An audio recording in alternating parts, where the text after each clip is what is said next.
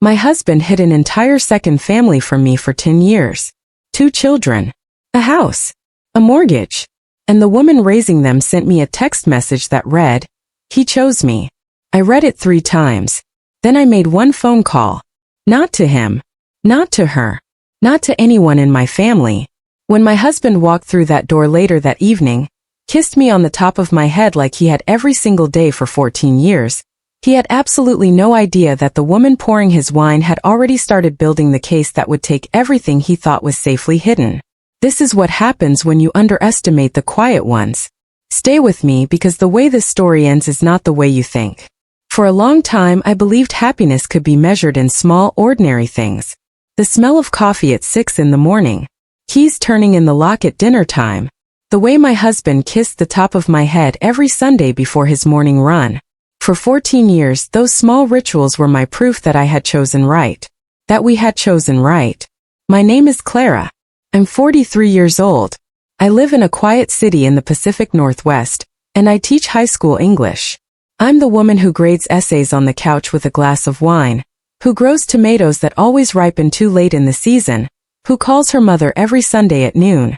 In every way the world could see, I was unremarkable, and for a long time that felt like enough. My husband, Mark, was a civil engineer. Steady, deliberate, the kind of man who made you feel held. When we married, I was 29 and certain. He was 32 and careful with every word, the kind of careful that makes each word feel chosen. We built a life in a craftsman house on a quiet street. We had a dog. We talked about children for years without ever fully committing, and eventually that talk became a quiet understanding that it would just be the 2 of us. I made peace with that. We had Sunday mornings, late dinners, and the easy rhythm of 2 people who know each other completely. Looking back now, I can see the cracks I refused to call cracks at the time. I filed them under other categories. Stress. Work pressure. The natural distance that comes after a decade of marriage. The business trip started in earnest about 4 years ago. Mark had always traveled occasionally for work, but around the time he turned 46, the trips got longer. More frequent. 6 weeks in one city for a project, he said was falling apart at the seams. I didn't question it. Why would I? He called every evening. He texted during the day. He brought home gifts, local honey, a book from a shop he'd wandered into. But there were small things. The way he started very gradually, sleeping with his phone face down on the nightstand instead of face up, the way he always had. The way he once laughed at a text message, and when I glanced over, turned the screen toward himself and said nothing. And I said nothing either. We sat there in our silence, pretending it was comfortable. I noticed. I told myself I was being paranoid. Maybe that's where you think this story is going. A wife who suspects, who confronts, who screams. That's not what happened. What happened was quieter, and far more dangerous for the people who had been lying to me. On a Wednesday afternoon in late October, I was at the kitchen table grading papers when my phone buzzed. Unknown number. I almost didn't answer. Something made me swipe right anyway. "Hi, I think we need to talk. My name is Renata. Mark and I have been together for 10 years. We have 2 children. He told me last week that he's chosen me. I thought you deserved to know." I read it 3 times. Then I set the phone down on the stack of student essays and looked out at the yard. The tomato plants that had finally given up for the season, the gray October sky. The kettle had just finished boiling. And I understood with a terrible clarifying certainty that the life I thought I was living was not the life I had actually been living. Not for 10 years. How do you hold that? How do you sit with the knowledge that the man who kissed your forehead every Sunday had been raising children you didn't know existed, in a house in another city, while you graded essays and grew tomatoes and called your mother every week at noon? I did not call him. I did not call anyone. I sat at that kitchen table until the light changed and the kettle went cold, and I let the information settle to the bottom of me like something heavy sinking into a dark lake. Then I went upstairs and I made one call. Not to Mark. Not to Renata. Not to my sister.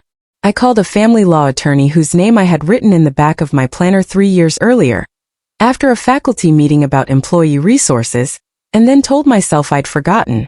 I left a message. I said it was urgent. Then I went back downstairs, finished grading papers, fed the dog, and when Mark came home at 7:15 and kissed the top of my head, I handed him a glass of wine and asked how his day had been, because I had already decided I was not going to be someone who simply reacted. I was going to be someone who was ready. That night I did not sleep, but it wasn't panic. It was the sleeplessness of a person doing calculations. I lay in the dark and counted. 10 years, she'd said. Mark and I had been married 14, which meant that when our marriage was only 4 years old, when we had just bought the house, when I had just gotten my permanent teaching position, when we were still hopeful about children, he had already begun whatever this was. He had looked at the life we were building and decided it wasn't enough. I counted the rest. 2 children. How old were they? Old enough to know their father's face. Old enough to expect him at birthdays and school plays, events he'd attended while I believed he was 2 states away, meeting with contractors. Then I counted the money, because I am at heart a practical woman. The joint accounts, the mortgage, the retirement funds I knew about, and the ones I didn't. There had to be ones I didn't know about.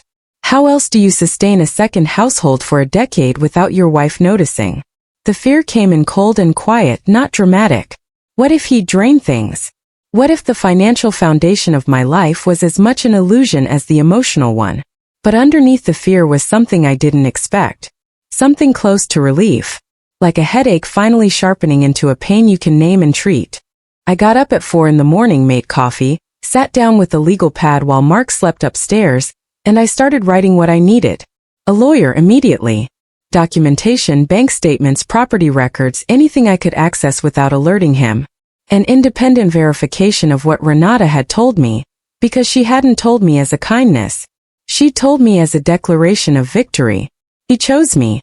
3 words delivered to the wife of 14 years like I was a contestant being voted off a stage. And then something occurred to me sitting alone in the dark. Mark didn't know that I knew. Renata had reached out to me, likely without telling him, which meant I had a window.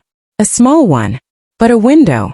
The next morning I taught 3 classes, supervised study hall, ate lunch with a colleague, and talked about curriculum requirements like nothing in my life had changed. Then I drove downtown for an emergency consultation with an attorney named Margaret.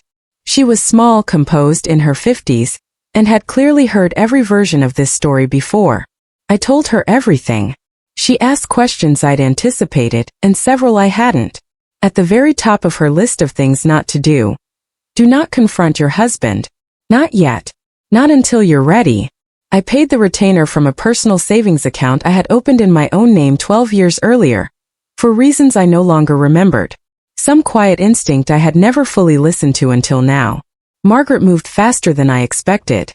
Within the first week, she had filed a request for financial disclosure and retained a forensic accountant. A calm, unhurried man who had spent decades watching money disappear and finding it again. He asked methodical questions about our accounts, our assets, our debts. I gave him everything I could access without alerting Mark. In the second week, on Margaret's advice, I quietly moved a portion of my own personal savings, money that was clearly, provably mine, into a separate account at a different bank.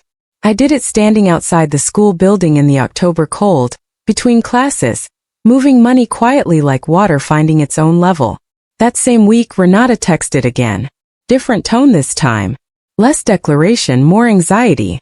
Have you talked to him yet? I thought he would have said something by now. An hour later. I hope you're not trying to cause problems. What's done is done. I felt something that wasn't anger and wasn't grief. It was closer to a clarifying contempt. This was a woman who had decided I was an obstacle to be managed. An inconvenient fact in a story she'd already written for herself. And now that silence was her answer, she was starting to feel the edges of something she hadn't accounted for. Good. Let her feel it. I didn't respond. I screenshotted everything and sent it to Margaret's secure server. It was at the end of that second week that the forensic accountant called with what he termed a pattern of financial diversion. Over approximately 9 years, Mark had been routing money, through a series of transfers from our joint accounts, through a business expense account, then through a second account I had never known existed, tied to a shell company registered in his name alone. From there, the money flowed into an account I'd never seen, paying for a mortgage on a house 2 states away, a home equity line, a car, utilities, and private school tuition. For 2 children, ages 7 and 9. I sat in my car in the school parking lot and listened to him list these facts in his unhurried voice, and I thought, 7 and 9. They had names. A school. A father who showed up to recitals and birthday parties while I was hundreds of miles away, correcting student essays and feeding the dog, believing I knew who I had married. How much in total? I asked. He gave me a number large enough that I had to ask him to repeat it. I thanked him. I hung up. I sat in the car for 3 minutes and allowed myself the sensation of the floor disappearing from beneath a room I thought was solid. Then I called Margaret. We have enough, she said after I told her. We move forward. Yes, I said. And that was the point of no return. Not Renata's first text. Not the legal pad at 4 in the morning. This, the calm voice on the phone, the numbers laid out like an indictment. The knowledge that what Mark had done wasn't just emotional betrayal. It was a decade-long, carefully constructed financial deception against me. Against our marriage. Against the shared life I thought we were building. He hadn't just had another family. He had funded it with money that was partly mine, sheltered behind a business entity built to make it invisible. That evening, he came home at 7:20. He kissed the top of my head. I handed him a glass of wine and told him dinner would be ready in 20 minutes. He sat at the kitchen island scrolling on his phone, and I watched him from the stove and thought, you have no idea what is coming. For the first time, I felt something very close to steady. He found out on a Thursday, not from me. Renata had apparently grown tired of waiting and told him she'd reached out to me. She had, I think, expected this to accelerate things. She wanted him to finally close the door on our marriage and commit fully to the life he'd been quietly building with her. What she hadn't accounted for was that the woman on the other side of that door had already hired a forensic accountant and a family law attorney, and was quietly building a case of her own. I knew the moment I heard his car in the driveway that this was a different Thursday than every other one in 14 years. Something in the sound of the car door closing. Too deliberate, too controlled. He came into the kitchen. We looked at each other. Renata told me she reached out to you, he said. She did, I said. Whatever you're about to say next. I'd prefer if you didn't say it tonight. He'd clearly prepared something. A speech. A narrative designed to cast all of it in the most forgivable possible light. For the first time in 14 years, he looked like a man who had lost control of a situation. I have a lawyer, I said. You should get one too. The conversation that followed wasn't civilized, but it was shorter than I expected. He cycled through remorse, then defensiveness, then a kind of bargaining I found almost insulting. It's complicated. You don't understand the full picture. As if the picture were something I lacked, rather than something he'd deliberately hidden from me. I said very little. Margaret had told me, don't negotiate, don't argue, don't perform this conversation for him. What I hadn't anticipated was what came next. That night, on the joint phone plan account I'd quietly enabled call logging on 2 weeks earlier. Perfectly legal, my account too. Mark called Renata. They spoke for 47 minutes. 2 days later, while I was at the farmer's market, Renata drove across state lines to my house.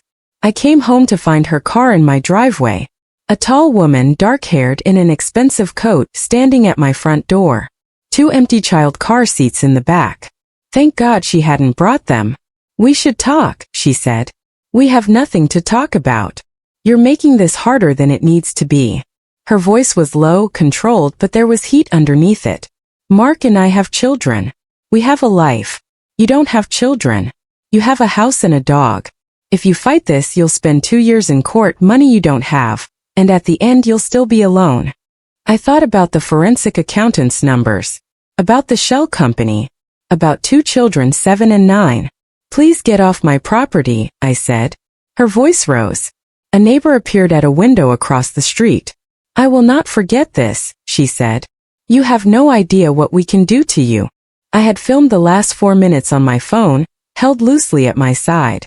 I sent it to Margaret before I even went back inside. The next morning I took a personal day and drove to the coast.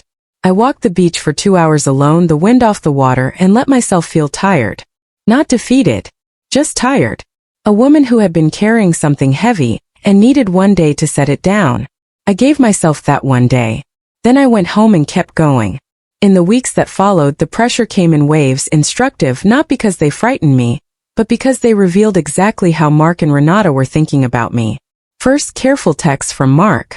Couldn't we be adults about this? Do you understand what protracted litigation will cost us both? I read each message once, showed them to Margaret, and replied to none of them. Then a call from Mark's mother, whom I had genuinely loved for 14 years. Whatever's happened, she said, Mark loves you. Whatever mistakes he's made, he's still the man you married. As if a decade of secret financial fraud were the moral equivalent of forgetting to pick up dry cleaning. I understand you love your son, I told her. But I'm not able to have this conversation. I sat afterward with the dog's head in my lap and felt the specific loneliness of being completely, absolutely right while everyone around me tried to talk me onto the wrong side of it. What none of them knew was that I was no longer operating alone. I had called my sister Joanna, who drove down the following weekend and stayed for 3 days, going through every document with me at the kitchen table until she understood it as well as I did. She was the one who noticed in old tax returns, deductions that didn't match Mark's reported income, deductions our accountant had already flagged, but seeing them in black and white made it suddenly viscerally real. I had also started seeing a therapist twice a week, not mostly to cry, though there was crying early on, but to think out loud somewhere I wasn't performing composure for anyone. You're very controlled, she said about 5 weeks in. Is that a concern? It's protecting me right now, I said. I'm saving the rest of it for after. For what? For after, I said. I wasn't naive about the fear. I felt it the way any reasonable person would. But it had no leverage on me. It didn't change anything I was going to do. It was just weather. You note it, you dress accordingly, and you go. It was a Tuesday evening in early December when they came together, both of them this time standing on my front walk. Mark in his gray coat, walking with the careful deliberateness I'd come to associate with his managed presentations. Beside him Renata, recalibrated, composed. We don't want to make this adversarial, Mark said. We just want to talk. Adult to adult. The three of us. Claire, Renata said, using my name now gentler. I understand you're hurting. That's real. But there are children involved. Innocent children. And the way this is going, the litigation, the financial exposure, it hurts everyone. It hurts the kids most. I said nothing. I let her keep going. What we're proposing, Mark said, is a private settlement. Fair to everyone. We've spoken to a mediator. Not lawyers. Not a courtroom. Just reasonable people talking. You'd be taken care of, the house, a fair division of assets, monthly support. Done in weeks instead of years. You could move forward. He said move forward the way a man says it when he means stop inconveniencing us. I thought about the forensic accountant's numbers. About the shell company. About what fair division of assets would mean if I agreed to negotiate privately rather than through a court with access to a full audit. Come in, I said. We sat at the same kitchen table where I'd made my 4 a.m. lists, where my sister and I had gone through the tax returns. Mark explained the proposal in more detail, reasonable on its surface. But by then I understood in precise detail that it was designed to close the case before a court could compel full financial disclosure. Before anyone could formally question the shell company, the transfers, 9 years of diverted marital assets. Think about your students, Renata said, her voice taking on a new note, almost pleading with steel underneath.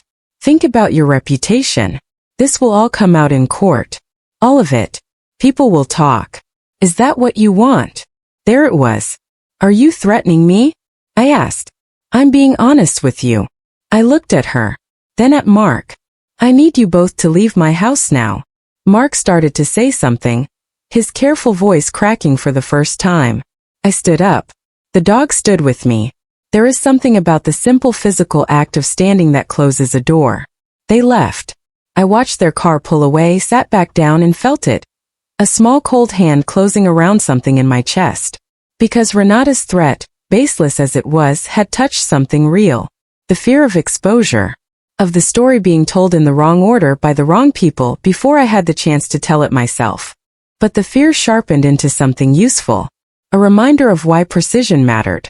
Why I hadn't cut corners, hadn't acted in anger, hadn't sent the incriminating video to anyone but my attorney. People would talk, yes. But I was going to make absolutely sure they were talking about the right things. The hearing was scheduled for the second week of January.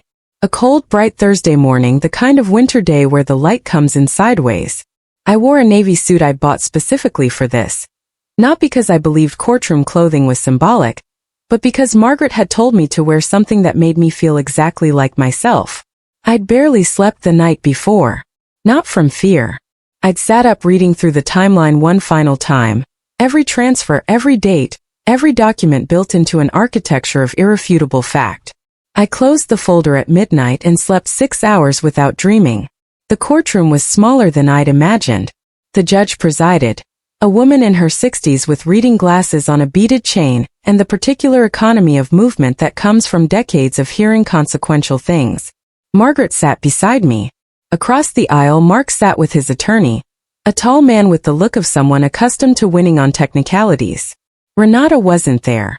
She wasn't a party to these proceedings. Not yet. What followed over the next 3 hours was, from the outside, probably unremarkable. Documents entered into the record. The forensic accountant testified, unhurried as always, about the financial structure he'd uncovered. Systematic diversion. A 9-year pattern. Marital waste. The shell company's registration documents. The bank statements. The mortgage. 7 years of school tuition payments. I watched Mark's face as the accountant spoke. It is a particular thing watching a person listen to the precise, accurate accounting of what they've done, in a room where denial has no structural purchase. His expression didn't collapse dramatically. He was too controlled for that. But it tightened. There was a moment when the total figure was read aloud, when he looked down at the table and I watched him make the same calculation I had made months earlier at 4 in the morning. The calculation that tells you a number is real. That the floor beneath you is gone. His attorney tried 3 times to challenge the methodology. Each time the accountant had a document. Each time the document said exactly what he said it said. By the 3rd attempt, the opposing attorney had nothing further to say. I had expected to feel triumphant. I didn't exactly. What I felt was something closer to the satisfaction of a proof resolving, the particular cleanness of something that was always going to be true finally becoming impossible to argue with. The judge took a recess, then returned and made several rulings from the bench. Her language was careful and procedural, but the direction was unmistakable. The assets diverted through the shell company over 9 years would be considered part of the marital estate. The accountant's methodology was accepted in full. 2 objections from Mark's attorney were overruled with a brevity that suggested little patience for creative accounting. Afterward in the corridor, Margaret asked, not looking up from her phone, "How are you?" "I'm fine," I said. "You look it," she said and went back to her phone. I looked down the hallway toward the light coming through the far window, and thought about the house, about my dog staying at my sister's for the week, about the students with essays due Friday that I hadn't yet started grading, about the particular way ordinary life keeps piling up alongside the extraordinary, demanding the same attention, the same red pen. I thought about a woman who had sent me a text on a Wednesday afternoon in October. He chose me. I tried to locate the version of myself who had read those words and felt the floor disappear. She felt very far away now. Not gone. Just further back in the room. The final divorce decree came through on a Tuesday in March. Not a dramatic day. Just a Tuesday with the first crocuses coming up in the yard and a stack of essays on the kitchen table. Margaret called at 3 in the afternoon. I was in the middle of correcting a particularly ambitious essay about the Great Gatsby. "It's done," she said. Signed and entered.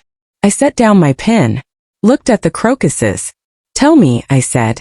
The house was mine. Not half mine in full. The mortgage assumption transferred. The equity calculated against an estate that had been substantially revised upward once the forensic findings were formally incorporated. Mark's attorney had filed 2 motions trying to limit the scope of the asset calculation. Both denied. The second with a written opinion Margaret described as unusually pointed, which from her was the equivalent of someone else saying devastating. The settlement came in phases. The first, a lump sum representing the diverted marital assets, compounded over 9 years, minus what remained owed on the other property, which was to be sold.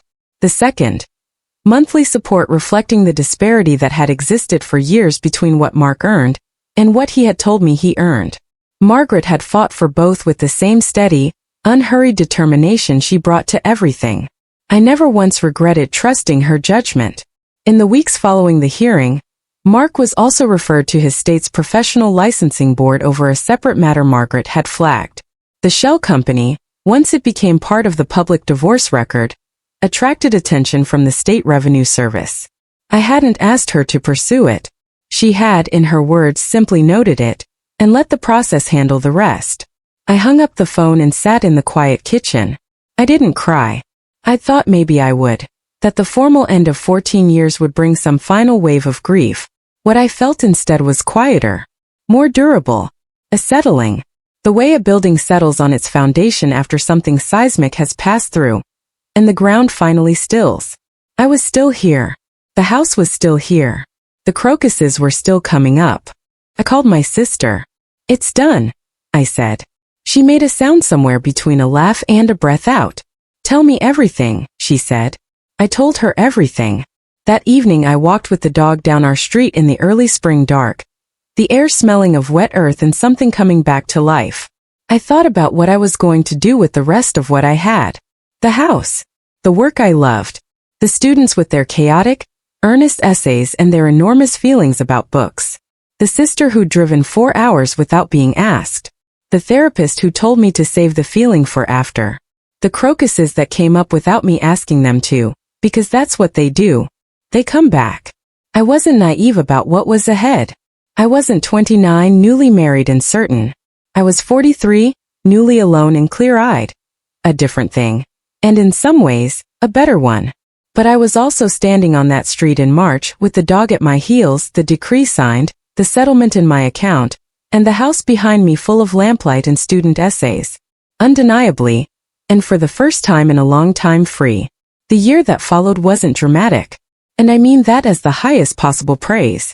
I repainted the living room a color I'd wanted for years. I took down a piece of art Mark had chosen, that I'd always quietly found oppressive. I bought new kitchen chairs, small renegotiations with the space that, over weeks, added up to something that felt like real habitation. In June my sister and I went to Iceland for 10 days, a trip I'd wanted for 15 years. We walked black sand beaches and ate dinner with the summer light still filling the sky at 10 at night. And I thought, I'm going to do this kind of thing now regularly without asking permission. At school, I started a new creative writing elective. 22 students enrolled. Argumentative, shy, earnest, occasionally brilliant. Teaching them was the same complicated joy it had always been, but with something new added. I was present in it in a way I hadn't been in years. As for Mark and Renata, I learned what I learned the way you do in a small city where people know people. I didn't seek it out. The other house sold, as ordered, and the equity distributed as required. Whatever life they'd built together was now expected to sustain itself on income substantially reduced by what he owed me, complicated further by the ongoing licensing inquiry hanging over his career like weather that wouldn't resolve. I heard, through a mutual acquaintance, that the two of them argued frequently in the months that followed, that the intensity of a relationship built on secrecy and stolen time didn't translate well into the ordinariness of a shared life conducted in full daylight and full financial strain. I could have told them that. Most things don't survive the removal of whatever made them feel necessary.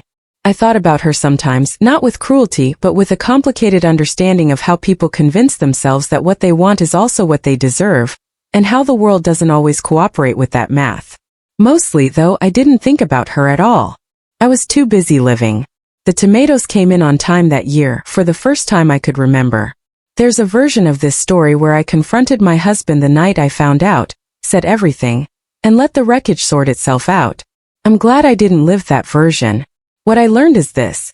The most powerful thing a woman can do in a moment of devastating loss isn't to scream. It's to get quiet, think clearly, and trust what she already knows. Not every betrayal can be answered the night you discover it. Some answers take months, a forensic accountant, one cold January morning in a courtroom. But they can be answered. What would you have done in my place? Tell me in the comments, I read every single one.